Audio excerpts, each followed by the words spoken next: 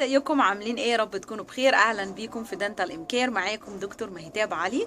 في الفيديو ده انا هقول لكم على 5 نصايح علشان تحافظوا على اسنانكم سليمة وصحية واللثة بتاعتكم كمان بصحة وعافية خلال شهر رمضان المبارك. رمضان قرب، كل سنة وانتم طيبين. عايزين خلال شهر رمضان نحافظ على اسناننا علشان ما يحصلش فيها تسوس وما يحصلش مشاكل او التهابات في اللثة، فنقعد طول الشهر المبارك بأسنان صحية ولثة سليمة، وكمان نستقبل العيد أسناننا سليمة وابتسامتنا حلوة. أول نصيحة من ال5 نصايح هي لازم نحرص على تنظيف أسناننا وغسل الأسنان.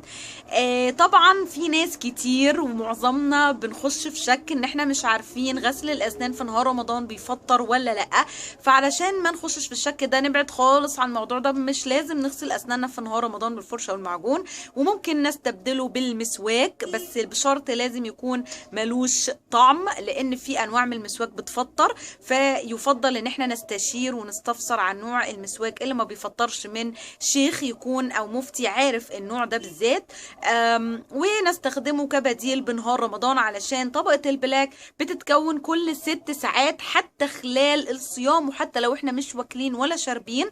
فعلشان نشيل طبقة البلاك المؤذية للثة والأسنان واللي بتعيش فيها البكتيريا نستخدم السواك علشان نشيل بيها الطبقة دي خلال نهار رمضان. أما بالنسبة لبعد الفطار نغسل أسناننا بالفرشة والمعجون من 2 ل3 مرات، ما يقلش عن كده أبدا. طبعا بعد الفطار مرة، وبعد السحور قبل الفجر على طول مباشرة مرة كمان، ويفضل لو مرة كمان تالتة في النص.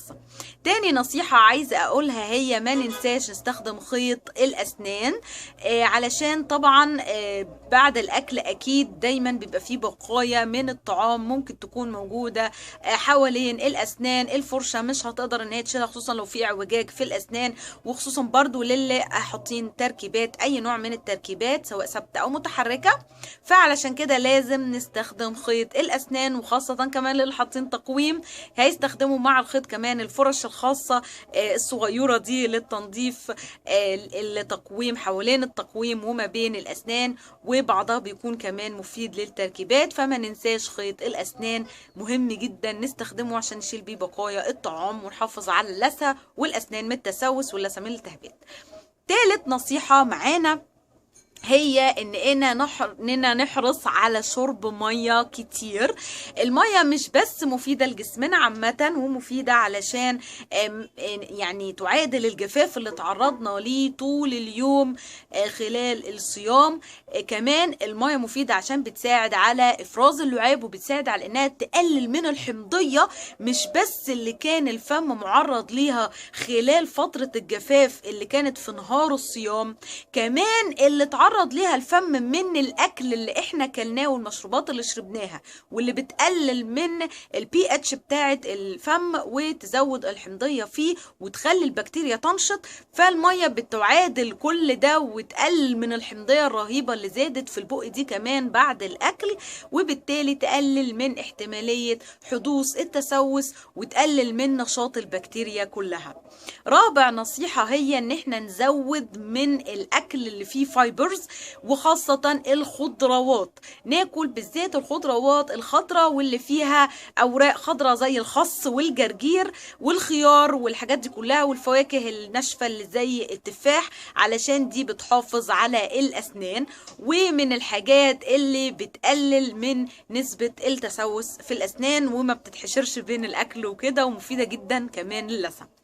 خامس نصيحة واخر نصيحة معانا هي ان احنا نقلل على قد ما نقدر من السكريات والمشروبات المسكرة زي العصاير اللي فيها سكر، مش اللي هي العصائر الطبيعية، وكمان نقلل من المشروبات الغازية لان هي بتزود الحموضة بتاعة الفم وبتساعد على تآكل طبقة المينا اسرع. وكمان كل السكريات والنشويات والحاجات الستيكي زي التوفي والحلويات الكراميل والكده، وحاجات بقى كنافة والبسبوسة والحاجات دي بتتحشر اكتر اسرع قوي ما بين الاسنان، وبتلزق في الاماكن اللي بتكون في الضروس من ورا، اللي هي الجروفز والحاجات دي. عشان تعرفوا ازاي الاسنان بتتكون تابعوا فيديوهين كنت عاملاهم بقول لكم فيها تركيبه الاسنان بتتكون ازاي، هتعرفوا الاماكن اللي بتحشر فيها الاكل. فالاماكن دي بتكون صعب التنظيف، وبيكون في نسبه عاليه جدا ان يحصل تسوس من المأكولات ديت، خاصه لو ما اتشالتش كويس بالفرشه والمعجون واتبقى منها حاجات اتحشرت، وقعدنا بقى فترة طويلة في نهار رمضان في حالة من الجفاف. بينشط الموضوع ده البكتيريا جدا، وبيزود قوي من نسبة التسوس. فنقلل على قد ما نقدر من نسبة السكريات والاكل والشرب اللي بيحتوي على نسبة سكر عالي، او الاكل اللي فيه حاجات بتلزق في الاسنان زي ما قلنا كده، حاجات فيها كراميل وقشطة وحاجات دي كلها. ده كان الفيديو، واتمنى ان انتوا تكونوا استفدتوا منه. اي استفسار او استشارة اكتبولي تحت في التعليقات وارد عليكم فورا.